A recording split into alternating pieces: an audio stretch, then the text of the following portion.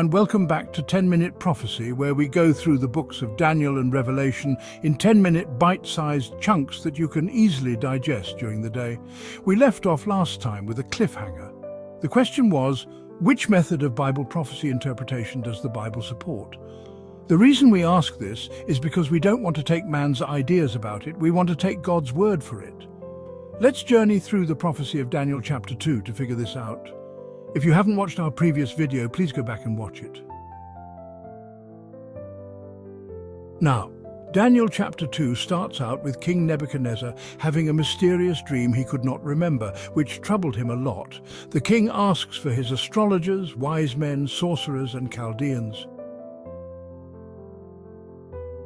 When they were assembled before him, he begins to tell them that he has had a dream, and his command is, first, tell him his dream, and second, interpret it. Now, if your friend asked you to do this, you would think that this was a ridiculous request, right? In fact, what human being would ask such a thing? Why would the king ask this? Well, the king knew that this dream must be from the gods, and his astrologers, wise men, sorcerers, and Chaldeans had claimed that they were the only ones who could communicate to the gods and the dead and know what their will was. In fact, we see this today in our modern day. We have astrologers today who say they read the stars and can see our fate. Does that seem familiar? We also have sorcerers, or those who claim to communicate with the dead. The wise men are similar to the PhD and the scientists who interpret the human condition and scientific data without having God in mind. In Daniel chapter 2 and verse 4, the Chaldeans answer, "O king, live forever. Tell your servants the dream and we will give the interpretation." Now, when they said this to the king thinks that they are refusing to tell him what he wants. So the king again says to them, "If you do not make known the dream to me and its interpretation, you shall be cut in pieces, and your houses shall be made an ash heap. However, if you tell the dream and its interpretation, you shall receive from me gifts, rewards, and great honor. Therefore tell me the dream and its interpretation." At this point, this group of men are nervous, and they say again, "Let the king tell his servants the dream, and we will give its interpretation." The king becomes furious because he understood that they were lying about their ability to communicate with the gods, as well as the advice that they were giving him all these years was not from the gods. And so he puts out the death decree for all of this group of men, which Daniel and his 3 friends were a part of. Now, did Daniel and his 3 friends follow astrology, sorcery, or communicate with the gods of Babylon, or talk with the dead? No, let's read on.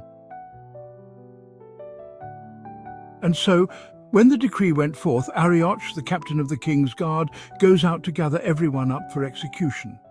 But when he comes to Daniel, Daniel asks, "Why is the king so hasty to kill everyone?" Then Arioch tells Daniel everything that transpired in the throne room. So Daniel asks for a presence before the king, and the king allows it.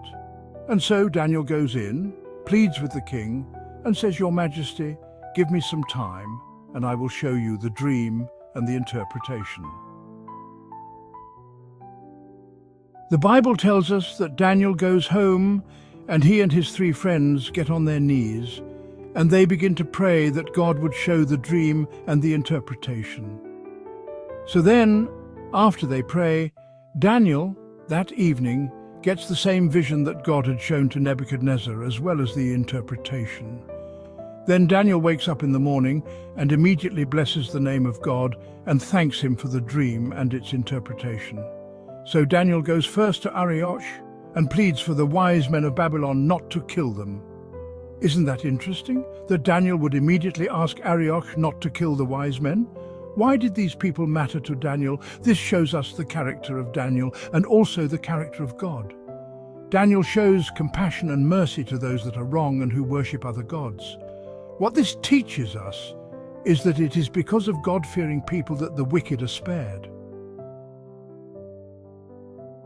After this, Arioch brings Daniel before the king and begins to tell the king what his thoughts were and what the dream was. Daniel says, "But there is a God in heaven who reveals secrets, and he has made known to King Nebuchadnezzar what will be in the latter days, your dream and the visions of your head upon your bed. Daniel is letting Nebuchadnezzar know that God had given him the dream about the future. He also let the king know that the interpretation was not because of any wisdom he had, or any wisdom that anyone can give, but it was because there is a God in heaven who wanted to show Nebuchadnezzar the truth about the future. Now Daniel begins to proceed to tell the king what the dream was. He says, "You, O king, were watching, and behold, a great image. This image, mighty and of exceeding brightness, stood before you, and its appearance was frightening. The head of this image was of fine gold, its chest and arms of silver, its middle and thighs of bronze, its legs of iron, its feet partly of iron and partly of clay. As you looked, a stone was cut out by no human hand, and it struck the image on its feet of iron and clay, and broke them in pieces. Then the iron, the clay, the bronze, the silver and the gold all together were broken in pieces and became like the chaff of the summer threshing floors, and the wind carried them away, so that not a trace of them could be found. But the stone that struck the image became a great mountain and filled the whole earth." Daniel now begins the interpretation. Now, as promised, we are going to see which method of prophetic interpretation the Bible is using, and this will be the foundation in which we will study all the prophecies of Daniel and Revelation.